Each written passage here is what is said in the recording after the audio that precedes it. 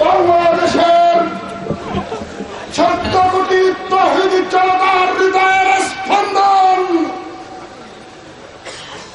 মজলুম জননেতা আল্লামা মুফতি ফজলুল হক আমিনী যখন শহীদ হয়েছেন তখন অনেকেই খুশি হয়েছেন, নাস্তিকরা খুশি হয়েছেন, ধর্ম নিরপেক্ষবাদীরা খুশি হয়েছিল। তাদেরকে সতর্ক করে দিয়ে বলতে চাই, তোমরা খুশি হওয়ার কোনো কারণ নয়। মুফতি আমিনী একজন চলে গেলেও মুফতি আমিনীর লক্ষ লক্ষ রুহানি সন্তানরা এখনো বাংলার মাটিতে বেঁচে আছে। মুফতি আমিনীর উত্তরসূরি, মুফতি আমিনীর আদর্শ বাস্তবায়নের জন্য, মুফতি আমিনীর কর্মসূচি বাস্তবায়নের জন্য মাঠে ময়দানে লড়াই করে যাবে ইনশাআল্লাহ। সম্মানিত হাজিরিন, এই পর্যায়ে আপনাদের সামনে অত্যন্ত গুরুত্বপূর্ণ বক্তব্য নিয়ে উপস্থিত হচ্ছেন আজকের এই মাহফিলের প্রধান বক্তা, ঢাকা জামিয়া কুরানিয়া লালবাগ মাদ্রাসার মুফতি ও মুহাদ্দিস মুফতি ফজলুল হক আমিনী রাহমাতুল্লাহ আলাইহির যোগ্য উত্তরসূরি, ইসলামী ঐক্যজোটের কেন্দ্রীয় সাংগঠনিক সম্পাদক, আগামী দিনের ইসলামী ঐক্যজোটের কান্ডারি জননেতা আল্লামা মুফতি ফয়জুল্লাহ দাওয়াত বরকাতুহুম, জননেতা আল্লামা মুফতি ফয়জুল্লাহ সাহেব দাওয়াত বরকাতুহুমকে ওনার গুরুত্বপূর্ণ বক্তব্য উপস্থাপন করার জন্য আল আমিন সংস্থার পক্ষ থেকে সবিনয় অনুরোধ জানাচ্ছি।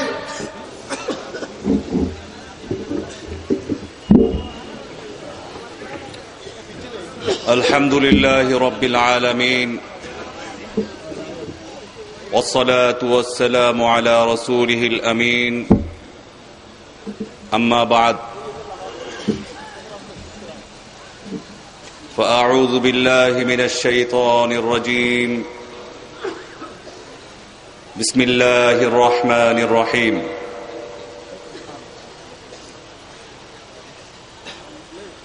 هو الذي أرسل رسوله بالهدى ودين الحق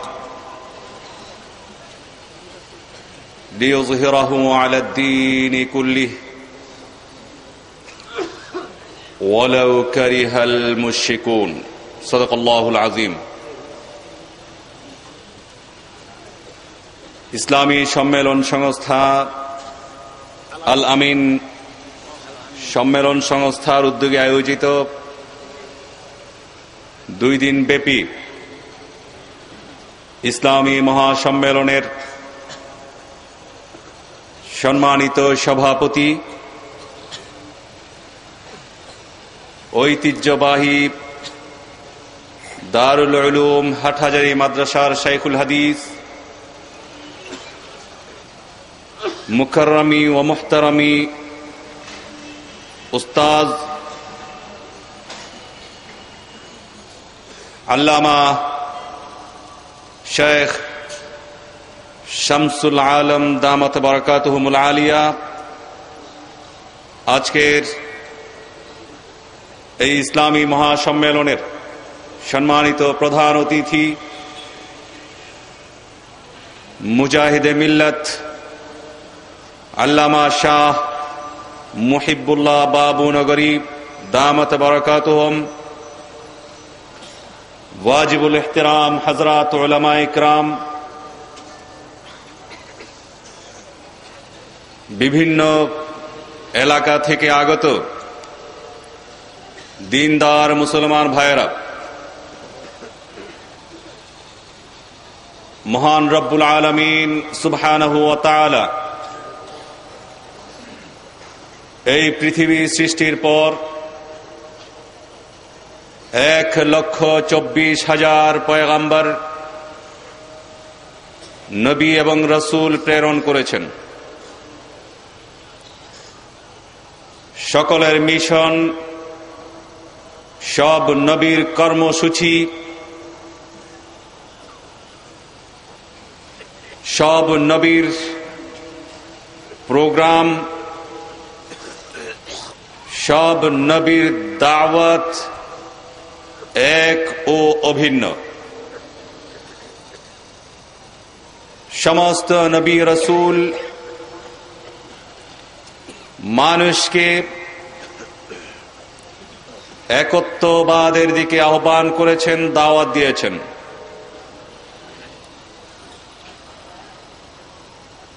সব নবী, সকল রাসূল হুজুর আকরাম সাল্লাল্লাহু আলাইহি ওয়াসাল্লামের আগমন করবেন। তার আগমনের জন্যে এই পৃথিবীর মধ্যে যা কিছু দরকার তা তারা করেছেন।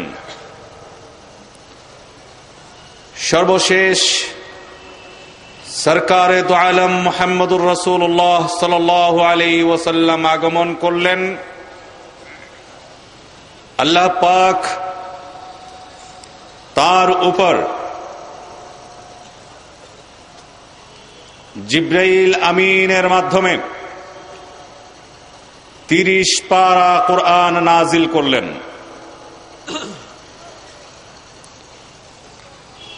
তিনি দায়িত্ব দিলেন যে আমি তোমাকে পাঠিয়েছি সত্য দিন, একমাত্র দিন, আল্লাহর একমাত্র প্রিয় দিন, আল্লাহর মনোনীত দিন, দ্বীন-এ ইসলামকে বিজয়ী আদর্শ হিসাবে প্রতিষ্ঠা করবার জন্য। সরকারে দু আলম মুহাম্মদুর রাসূলুল্লাহ সাল্লাল্লাহু আলাইহি ওয়াসাল্লাম তার দায়িত্ব, তার কর্তব্য, আল্লাহ প্রদত্ত জিম্মাদারি যথাযথভাবে পালন করেছেন এবং দ্বীন-এ ইসলামকে বিজয়ী আদর্শ হিসাবে প্রতিষ্ঠা করে গেছেন। সরকার দু আলম মুহাম্মদুর রাসূলুল্লাহ সাল্লাল্লাহু আলাইহি ওয়াসাল্লামের অবর্তমানে সাহাবায়ে কেরাম নবীওয়ালা দায়িত্ব যথাযথভাবে পালন করেছেন। সাহাবায়ে কেরামের পর তাবেঈন, তবে তাবেঈন তারাও একই দায়িত্ব পালন করেছেন। দ্বীনের প্রচার প্রসার, দ্বীন প্রতিষ্ঠা, দ্বীনকে বিজয়ী করবার জন্য পৃথিবীর দেশে দেশে, দুনিয়ার বিভিন্ন প্রান্তে তারা ছড়িয়ে পড়েছিলেন। একই ধারাবাহিকতায় দারুল উলুম দেওবন্দ পর্যন্ত সমস্ত আকাবির, সকল আসলাফ তাদের দায়িত্ব পালন করে এসেছেন। দারুল উলুম দেওবন্দ প্রতিষ্ঠার পর কাসিমি সন্তানরা দারুল উলুম দেওবন্দের সন্তানরা সারা পৃথিবীতে এই দায়িত্ব পালন করেছেন এবং এখনো করে যাচ্ছেন। এই দ্বীনের দায়িত্ব যারা পালন করছিলেন তাদেরই একজন অন্যতম প্রধান আলেম রাহবর ছিলেন আল্লামা মুফতি ফজলুল হক আমিনী রহমতুল্লাহি আলাইহি। তিনি গত 12/12/12-তে এই দুনিয়া থেকে বিদায় গ্রহণ করেছেন। তিনি যথারীতি সেই দিনও বাংলাদেশের আরেক ঐতিহ্যবাহী দারুল উলুম জামিয়া কুরআনিয়া আরাবিয়ায় এসেছেন। তার নিয়ম অনুযায়ী, তরতিব অনুযায়ী তিনি তার কাজ করেছেন। আসরের পর সহকর্মীদের সাথে কথা বলেছেন। মাগরিবের নামাজের পর তিনি বুখারী শরীফের দর্স দিয়েছেন। তিনি সাধারণত জানাজার নামাজে ইমামতি করেন না, কিন্তু একজন ওসিয়ত করার কারণে এশার নামাজের পর ওই মৃত আলেম ব্যক্তির জানাজার নামাজের মধ্যে তিনি ইমামতি করলেন। এরপর তিনি বাসায় গেলেন। আমি শুধু ইশারা করে যাচ্ছি। বাসায় গেলেন, ফ্রেশ হলেন, খাওয়া দাওয়া করলেন, বললেন আমার নিঃশ্বাস যেন বন্ধ হয়ে আসছে। কয়েক মিনিট সময় মাত্র ডাক্তারের সাথে যোগাযোগ করা হলো।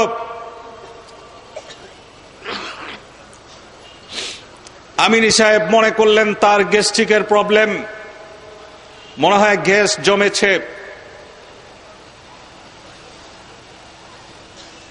ডাক্তার ওষুধ দিলেন। ডাক্তারের কাছে তিনি যেতে পারলেন না।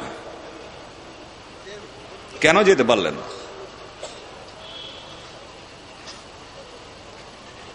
তিনি 2007 সালে ব্রেন স্ট্রোক করেছিলেন। এরপর থেকে নিয়মিত চেকআপের মধ্যে তাকে থাকতে হতো।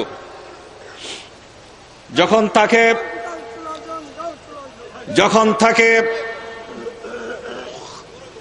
হাসপাতালে অথবা ডাক্তারের কাছে যাওয়া প্রয়োজন হতো,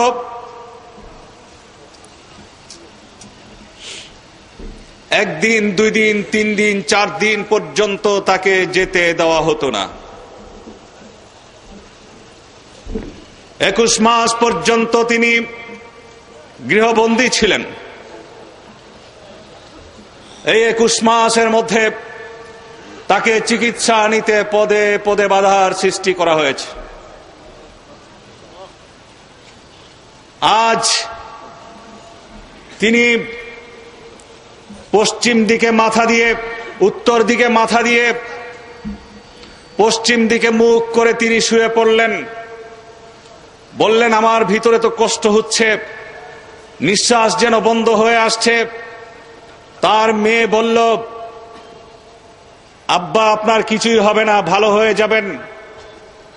তিনি হেসে উঠলেন। যেভাবে হাসতেন সেই হাসিটা মৃত্যুর পরেও ছিল মুখের মধ্যে।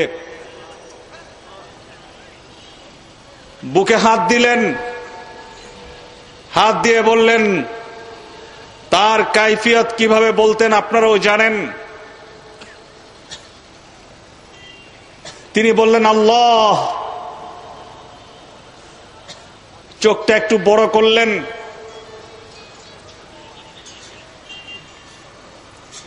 নিজেই বন্ধ করলেন। তারপরেও অনুমতি নিতে হয় পুলিশের, সরকারের। আরো দেরি করতে হলো, হাসপাতাল নিয়ে যাওয়া হলো। রাত 12টা 12 মিনিট অথবা 20 মিনিটে ঘোষিত হলো মুফতি আমিনী সাহেব আর নেই, তিনি চিরনিদ্রায় শায়িত হয়েছে।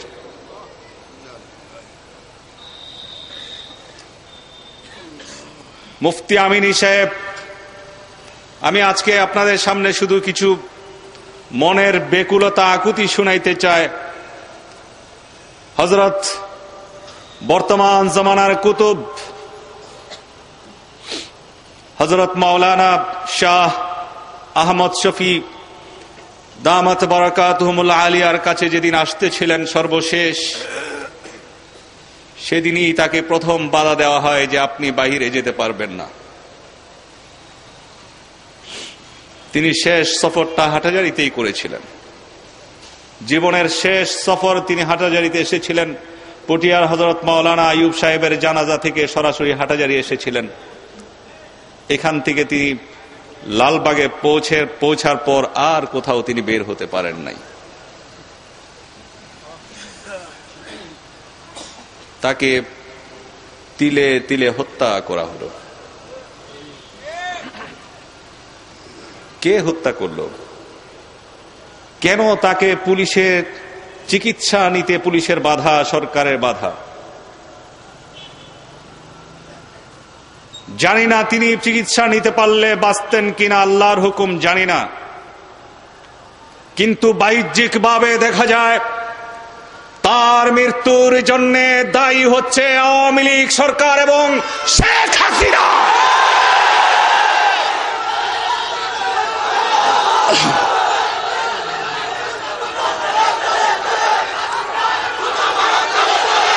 আমরা মুফতি আমিনী সাহেবের জানাজা আপনারা দেখেছেন। 4-5 ঘন্টা যদি আমরা সময় দিতে পারতাম, জানি না পুরা ঢাকা বাংলাদেশ হয়ে যেত কিনা। আমরা তার জানাজা সামনে রেখে আল্লাহর সাথে ওয়াদা করেছি, মুফতি আমিনী সাহেব আপনার হত্যার জন্য যারা দায়ী বাংলাদেশের জমিনে তাদের বিচার হবে, বিচার হবে, বিচার হবে ইনশাআল্লাহ।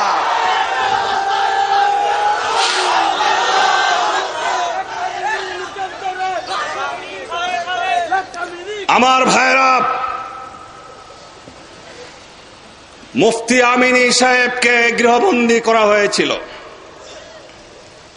তার অপরাধটা কি ছিল? কি অপরাধ করেছেন মুফতি আমিনী সাহেব? তিনি আল্লাহর পক্ষে কথা বলেছেন,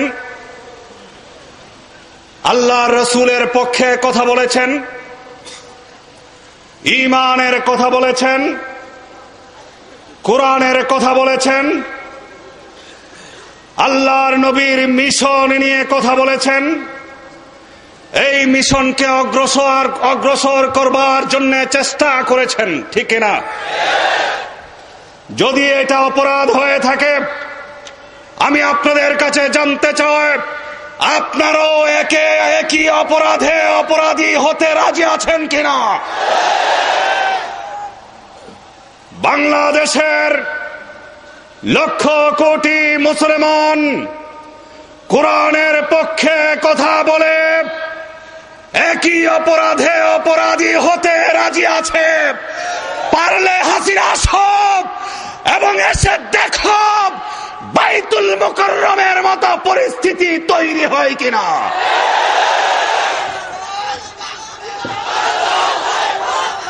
বাইতুল মুকাররমে সম্প্রতি আপনারা দেখেছেন বাইতুল মুকাররমে একজন মন্ত্রী গিয়েছিলেন। তিনি কোরআন বিরোধী কথা বলেছেন, আল্লাহর রসুল বিরোধী কথা বলেছেন। তারপর কি হয়েছে? পরিষ্কার বলে দিতে চায়, ঢাকার এয়ার কন্ডিশনে ঘরের মধ্যে বসে আল্লাহর বিরুদ্ধে, আল্লাহর রসুলের বিরুদ্ধে, কোরআনের বিরুদ্ধে, সুন্নাহর বিরুদ্ধে ষড়যন্ত্র এবং চক্রান্ত করতে পারবা। এসে দেখো হাটহাজারী কলেজের মাঠে, এসে দেখো পিঠ নিয়ে যেতে পারবে কিনা। দেখো কয় হাজার জুতা একসাথে তোমার মুখের উপর পড়ে। আমার ভাইরা, মুফতি আমিনী সাহেবকে আপনারা হত্যা করেছেন। মুফতি আমিনী সাহেব একজন আল্লাহর সান্নিধ্যে চলে গিয়েছেন, কিন্তু আজ মানুষের মাঝে মাটির মধ্যে, আলেম ওলামার মধ্যে, রাস্তাঘাটে, হাটে বাজারে লক্ষ আমিনী আমরা দেখতে পাই যারা তোমাদের 20 দাঁত ভেঙে দিবে। কেন ভাঙবে? তোমরা কি আমাদের শত্রু? কেন তোমরা আমাদের শত্রু? যদি শত্রু হও, কেন আমরা তোমাদের বিরুদ্ধে কথা বলি? কেন আমাদেরকে কথা বলতে হয়? সেসব বিষয় তোমাদেরকে বিবেচনায় অবশ্যই নিতে হবে। আল্লামা শাহ মুহিবুল্লাহ বাবুনগরী এখানে আলোচনা করেছেন, অনেক আলোচনা করেছেন, ফতোয়ার বিরুদ্ধে রায় দিয়েছেন। 2001 সালে তখন আপনারা ক্ষমতায় ছিলেন, বর্তমান সরকার ক্ষমতায় ছিল, সবার জানা। সারা বাংলাদেশ গর্জে উঠেছিল যে ফতোয়া না বন্ধের নামে কোরআন বন্ধের ষড়যন্ত্র বাংলাদেশের মুসলমান বাস্তবায়িত হতে দিবে না, এবং মুসলমান সেই ষড়যন্ত্র বাস্তবায়ন হতে দেয় নাই। 2008-এ আপনারা আবার ক্ষমতায় আসলেন। ক্ষমতায় এসে কোরআনুল কারীমের প্রায় 70টি আয়াতের বিরুদ্ধে আপনারা আইন পাস করলেন। আপনারা কোরআনের বিরুদ্ধে অবস্থান নিলেন। অতএব দুইটি পক্ষ থাকবে এবং থাকাটাই স্বাভাবিক। একটা পক্ষ কোরআনের বিরুদ্ধে, আরেকটা পক্ষ কোরআনের পক্ষে। যারা কোরআনের পক্ষে তাদের সাথে আপনাদের সংঘাত অনিবার্য। এবং আল্লাহর ঘোষণা অনুযায়ী অতীতের সমস্ত কোরআন বিরোধী, আল্লাহ বিরোধীরা যেভাবে নিস্তেনাবুদ হয়ে গেছে, নিশ্চিহ্ন হয়ে গেছে, অপদমিত হয়েছে, মাটির সাথে মিশে গেছে, সাগরের মধ্যে ডুবে গেছে, অনুরূপ ভাবে আজকের কোরআন বিরোধী, আল্লাহ বিরোধী শক্তিও মাটির সাথে মিশে যাবে ইনশাআল্লাহ।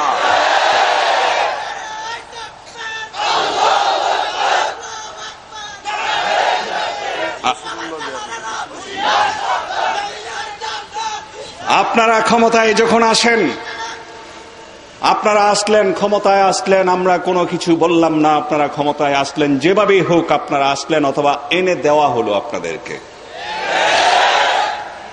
এসে কি করলেন? এসে একটা নারী নীতিমালা করলেন। সারা বাংলাদেশের ওলামায়ে কিরাম, হযরত মাওলানা আহমদ শফি সাহেব রহমত মুদ্দাজিল্লুহুল আলীর নেতৃত্বে সারা বাংলাদেশের ওলামায়ে কিরাম বলল যে এই নারী নীতিমালা কোরআন সুন্নাহর সাথে সাংঘর্ষিক, কোরআন সুন্নাহ বিরোধী বলেছে। ওনারা সবচেয়ে বড় মুফতি হয়ে গেলেন, বললেন নারী নীতিমালার মধ্যে কোরআন সুন্নাহ বিরোধী কোনো কিছু নেই। সারা বাংলাদেশ মুফতি আমিনী সাহেবের নেতৃত্বে আন্দোলনের জোয়ার তুললেন, হরতাল হলো। আপনারা 2 জন শাহাদাত বরণ করল। আপনারা দেশের মুসলমানদের কথা আপনারা শুনলেন না, আলেম ওলামাদের কথা আপনারা শুনলেন না। আপনারা আপনাদের অপতৎপরতা অব্যাহত রাখলেন। আপনারা নারী নীতিমালা করেই ক্ষান্ত হলেন না। এই দেশ থেকে কোরআনী শিক্ষা বন্ধ করবার জন্য একটা শিক্ষা নীতি প্রণয়ন করলেন। যেই শিক্ষা নীতি পাশ হলে এই দেশের মধ্যে কোরআনী শিক্ষা সম্পূর্ণরূপে বন্ধ হয়ে যাবে, সেই রকম একটা শিক্ষা নীতি আপনারা পাশ করলেন। আপনারা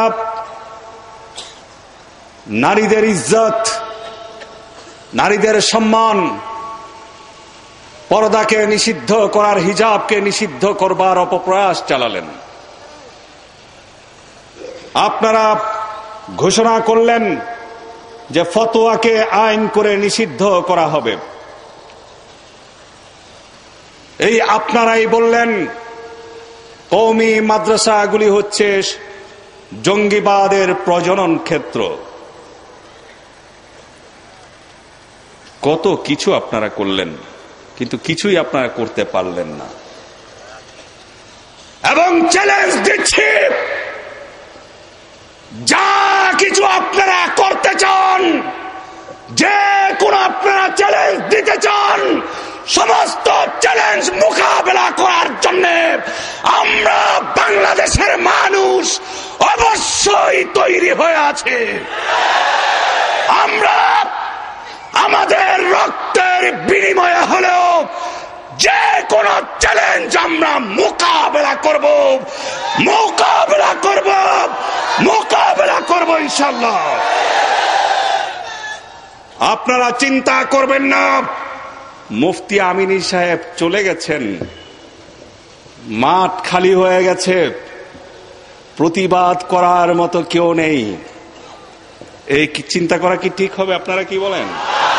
আপনারা হাত তুলে একটু দেখায় দেন তো, আপনারা কারা কারা মুফতি আমিনী হইতে রাজি আছেন? হাসিনা দেখো, দেখো, লক্ষ কোটি আমিনী আজ এই কলেজ ময়দানে তৈরি হয়ে আছে, যারা তোমাদের 20 দাঁত ভেঙে দিবে, ভেঙে দিবে, ভেঙে দিবে ইনশাআল্লাহ।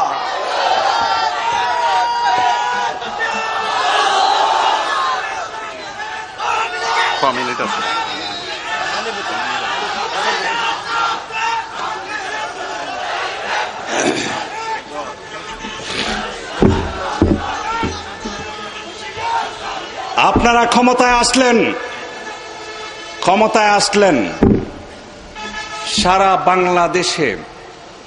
বাংলাদেশে সরকার দু আলম মুহাম্মদুর রাসূলুল্লাহ সাল্লাল্লাহু আলাইহি ওয়াসাল্লামের অবমাননা শুরু করলেন। জানেন না? সেই স্কুল, ওই স্কুল, আমি কোনো ধর্মীয় পরিচয় দিতে চাই না, অমুক স্কুলে অমুক শিক্ষক কোন সম্প্রদায়ের সাথে হয়তো সে জড়িত, রাসূলুল্লাহ সাল্লাল্লাহু আলাইহি ওয়াসাল্লামের সাথে অবমাননা করলেন, করতে আরম্ভ করলেন। করে নাই?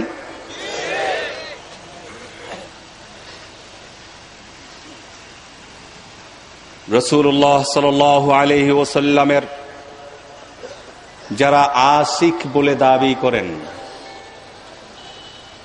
তারা চুপচাপ মিষ্টি খাইতে আরম্ভ করলেন। একটু প্রতিবাদের ভাষা, প্রতিবাদও তারা করলেন না। প্রতিবাদ করেছে দেখেছেন? মিষ্টি খাওয়া, দুধ খাওয়া মজনুনরা দুধ খাইতে, আরামসে দুধ খাইতে লাগলো, আর ওইদিকে সারা দেশের মধ্যে সরকারে দু আলম মুহাম্মদুর রাসূলুল্লাহ সাল্লাল্লাহু আলাইহি ওয়াসাল্লামের অবমাননা হতে চলল। এমন আশিকে রাসূল কি আপনারা হতে চান? মাঠে নামলেন আল্লামা শাহ আহমদ শফি, মাঠে নামলেন আল্লামা শাহ মুহিবুল্লাহ বাবুনগরী, মাঠে নামলেন আল্লামা শাহ মুফতি ফজলুল হক আমিনী রহমতুল্লাহ আলাইহি। আপনারা আসলেন না। ওলামায়ে কেরাম প্রতিবাদ করলেন। কেন করলেন? করলেন এই জন্য যে তারা জানে যে মুহাম্মদুর রাসূলুল্লাহ সাল্লাল্লাহু আলাইহি ওয়াসাল্লামকে নিজের জীবন থেকেও বেশি ভালোবাসতে হবে যদি ঈমানদার হতে চায়। তারা প্রতিবাদ করলেন। যখনই প্রতিবাদ আরম্ভ হলো, আপনারা টিয়ার সেল মারলেন, বিভিন্ন জায়গায় আঘাত করলেন, অত্যাচার নির্যাতনের স্টিম রোলার চালালেন। অনেক জায়গায় আপনারা গুলিও করলেন। অপরাধটা কি? একদল হুজুর আকরাম সাল্লাল্লাহু আলাইহি ওয়াসাল্লামকে অবমাননা করে তাদেরকে আপনারা জামায় আদর করেন, অবমাননাকারীদের প্রতিবাদ করলে, প্রতিহত করবার চেষ্টা করলে আপনারা আঘাত করেন। কারণটা কি? আপনারা কি তাদের দোসর যারা রাসূল সাল্লাল্লাহু আলাইহি ওয়াসাল্লামকে অবমাননা করে? আপনারা কি তাদের সঙ্গী যারা রাসূল সাল্লাল্লাহু আলাইহি ওয়াসাল্লামকে নিশ্চিহ্ন করবার জন্য অপপ্রয়াস চালায়? যদি তাই হয়ে থাকেন তাহলে আস্তে আস্তে গাট্টি বুচকা তৈরি করতে থাকুন।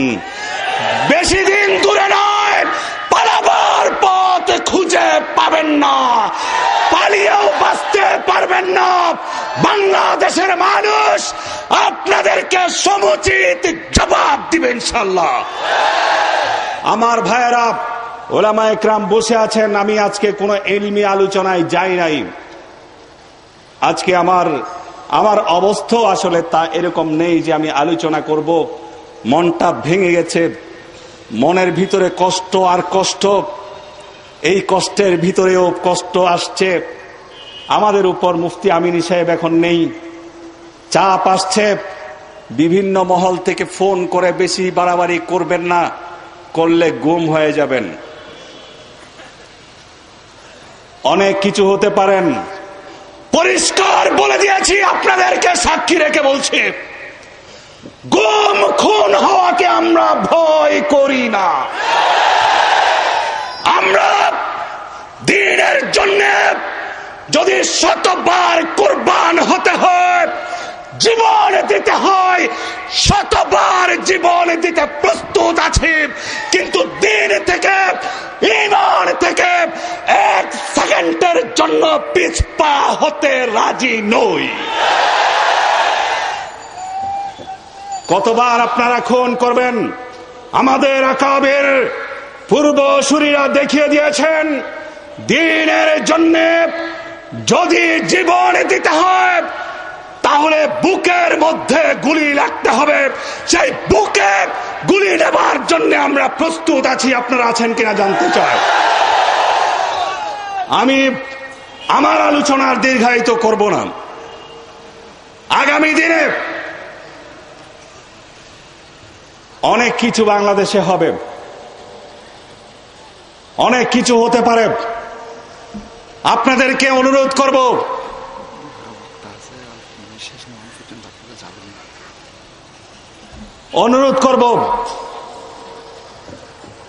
আপনাদেরকে সতর্ক এবং সচেতন থাকতে হবে। যে কোনো বাতিলের মোকাবেলায়, যে কোনো অন্যায়ের মোকাবেলায়, যে কোনো ইসলাম বিরোধী অপশক্তি প্রতিরোধে হাটহাজারীকে অগ্রণী ভূমিকা পালন করতে হবে। এবং আপনারা যারা আছেন, আপনাদেরকে আমরা মনে করি বর্তমান সময়ের আপনারা মাহদী আলাইহিস সালাতু ওয়াস সালামের সহচর হবেন এবং এই কাফেলা ইমাম মাহদীর সাথে গিয়ে অবশ্যই মিশবে ইনশাআল্লাহ। সে আশাবাদ ব্যক্ত করে আমাদের আজকের এই মাহফিলে অনেক উলামায়ে কেরাম আছেন, ওনারা বক্তব্য রাখবেন, সারগর্ভ বক্তব্য রাখবেন। আপনাদেরকে অনুরোধ আমরা করব যে আপনারা সকলেই বসবেন এবং সর্বশেষ মুনাজাতের পর আপনারা এখান থেকে যাবেন। আমাদের জন্য দোয়া করবেন। হযরত মুফতি আমিনী রহমতুল্লাহি আলাইহি দরজাত বুলন্দির জন্য আল্লাহ পাকের দরবারে আপনারা দোয়া করবেন,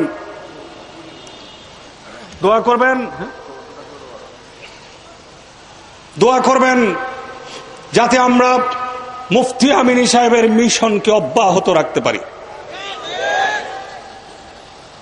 আপনাদেরকে অনুরোধ করব, করজোর অনুরোধ করব, আপনারা সবাই ঐক্যবদ্ধ থাকবেন, একসাথে কাঁধে কাঁধ মিলিয়ে ইসলামের হেফাজতের জন্য, কোরআনের হেফাজতের জন্য, আল্লাহ রসুলের ইজ্জত এবং সম্মান রক্ষার জন্য আপনাদেরকে সীসা ঢালা প্রাচীরের মতো ঐক্যবদ্ধ থাকতে হবে।